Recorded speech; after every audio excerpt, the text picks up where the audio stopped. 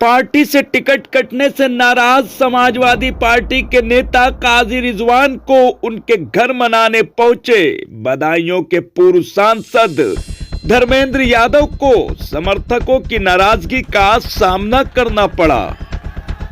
काजी रिजवान ने कहा कि पार्टी ने मुझे सिंबल देकर वापस ले लिया, जिससे मेरे मान सम्मान को ठेस पहुंची है। उन्होंने कहा कि मेरा सब कुछ खत्म हो गया है, मेरे पास सिर्फ मेरी जुबान बची है और मेरा किरदार। अगर आप उसे भी लेना चाहते हो तो ले सकते हो। काजी रिजवान ने कहा कि मैं जब अपना मान सम्मान नहीं बचा सका तो अपने सामने खड़ी हुई जनता का मान सम्मान क्या बचाऊंगा। काजी रिजवान ने कहा कि सांसद जी, आपने मुझे 14 फरवरी तक घर में कैद कर दिया है। अगर मैं आपके साथ घर से निकल गया तो मुझ पर दलाली का इल्जाम लग जाएगा और मैं दलाल के नाम से मशहूर हो जाऊंगा। लोग मेरे नाम के आगे दलाल शब्द लगा देंगे और उसके बाद काजी रिजवान दलाल हो जाएगा। अगर आप मेरे नाम के आगे दलाल शब्द लगवाना चाहते हैं तो मैं आपके साथ चलने को तैयार हूं।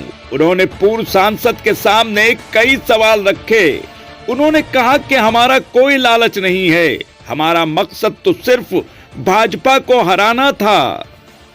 पूर्व सांसद बोले कि हम तो आपको विधायक बनाना चाहते थे, लेकिन कुछ हालात ऐसे बने कि मजबूर होकर सिंबल वापस लेना पड़ा।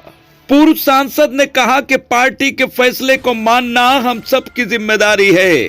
काजी रिजवान ने कहा कि यहाँ पर मौजूद लोग मेरे वोटर, मेरे सपोर्टर नहीं बल्कि मेरे परिवार का हिस्सा हैं। जब मैं अपने वजूद की हिफाजत नहीं कर सका तो इन लोगों की हिफाजत कैसे कर सकता हूँ।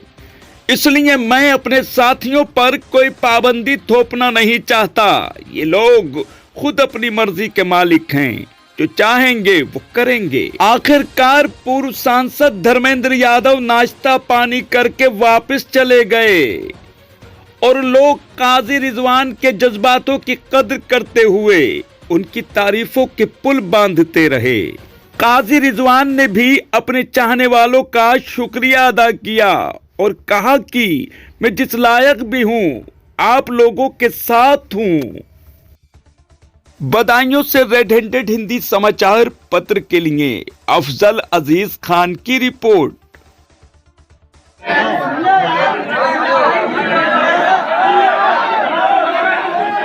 इनको चुनाव लड़ाने के लिए, पार्टी को मजबूत करने के लिए, राष्ट्रीय अध्यक्ष जी को मुखर्जी बनाने के लिए घर से निकलना पड़ेगा। चुनाव में राजनीतिक साथी का काम घर में बैठना नहीं होता है। साहब बहुत बेइज्जती हो गई और बेइज्जती हो जाएगी। बहुत बेइज्जती हो गई है साहब। आप जिले के बाहर ले जाइए, हम नकद ले जाएंगे। बहुत बेइज्जती हो जाएगी, आपने मुझे टाइट कर दिया।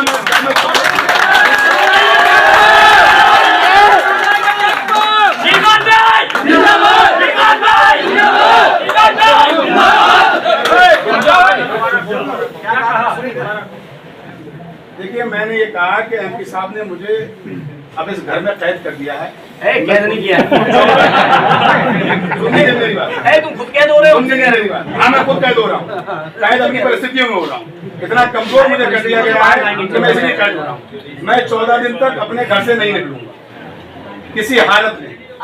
और मेरा मकसद ये है कि मेरी जबान से आप कोई समाजवादी के खिलाफ एक लफ्ज नहीं सुन सकते। लेकिन आप अगर ये कहें, अच्छा मुझे आप ये बता दीजिए, चलिए मैं आपके साथ अभी चलने को तैयार हुआ है।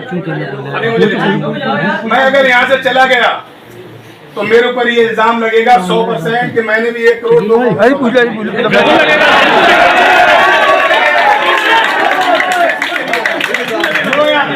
आप रोक नहीं सकते। इधर देखिए, अभी अगर मैं आपके साथ गया, आप मुझे ले जाइए यहाँ से, पूरे यूपी में कहीं दे दीजिए। अगर मुझे आप यहाँ से लेकर मैं गाड़ी में जाने को तैयार हूँ। अगर आज से ही मैं रिजवान दलाल करके मशहूर ना हो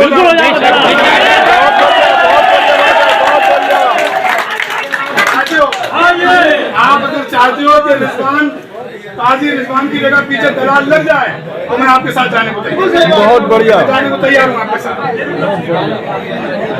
MP साहब एक बात बताऊं आपको,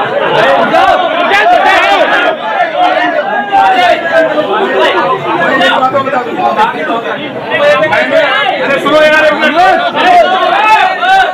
पूछना चाहता हूँ MP साहब से कि वो जो प्रेशर था वो प्रेशर क्यों उन लोगों पर? कौन ऐसे लोग थे, कौन ऐसे लोग थे?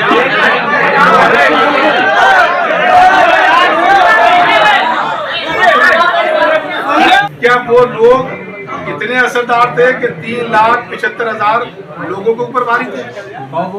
मैं इतना जानना नहीं, मैं किसी के नहीं कहता, किसी के 100 वोट नहीं होते तो ज्यादा। मैं एक बात और पूछना चाहता हूँ MP साहब से, क्या आपने जितने लोगों को फोन करे किसी ने मेरे लिए ये कहा कि रिजवान चुनाव नहीं जीतेगा या नहीं जीत रहा है? ये बताइए, मुझे कोई लालच नहीं। आप जो बात कह रहे हैं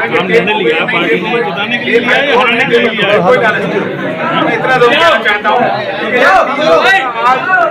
आज के भैया सुन लो एक मिनट, और मैं आज के दौर में हम सबका मकसद ये था किसी तरीके से बीजेपी हारे, सबका मकसद था बीजेपी हारे, और ऊपर वाले का शुक्र है कि हम बीजेपी हराने की हैसियत में थे। जब हैसियत में थे तो कौन सा ऐसा प्रेशर था कि उन लोगों ने उस हैसियत को खत्म कर दिया?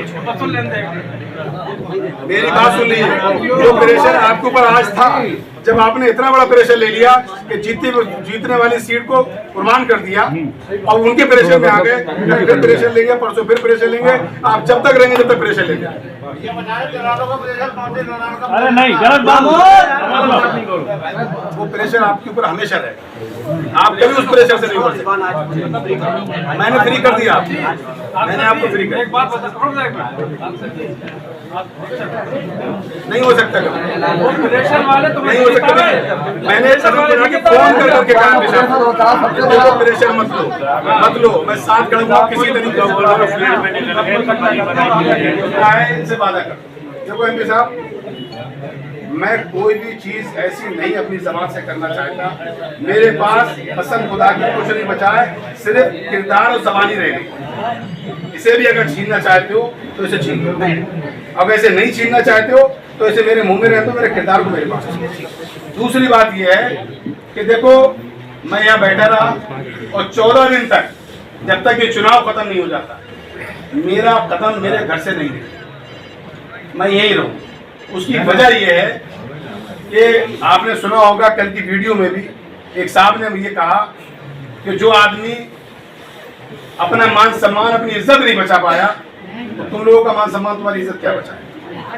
मुझसे लोगों ने कहा भी आज कि भैया हम ऐसा आए किसे लड़ाएं। मैंने कहा देखिए, मेरा मकसद सिर्फ ये है कि किसी तरीके से सूबे में समाजवादी की सरकार बने, राष्ट्रीय अध्यक्ष जी मुख्यमंत्री।